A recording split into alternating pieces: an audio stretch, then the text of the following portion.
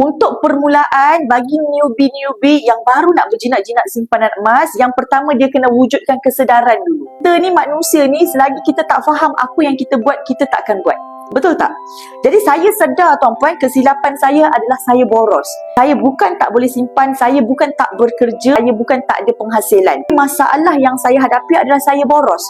Siapa ada masalah boros? Siapa ada masalah gaji ada tapi tak tahu habis kat mana?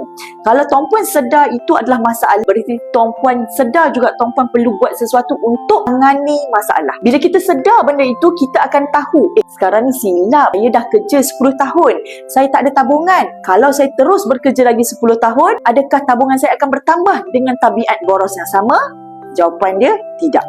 Jadi bila saya dah sedar, saya kena start menabung dan saya tak boleh menabung dalam akaun dah, kerana akaun tabung haji pun saya korek, akaun ASB pun saya korek.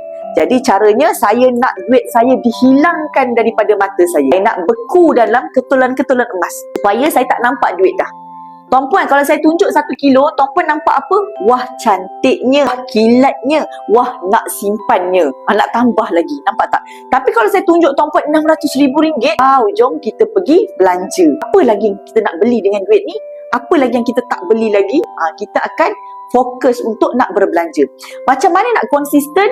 Bila saya letakkan target.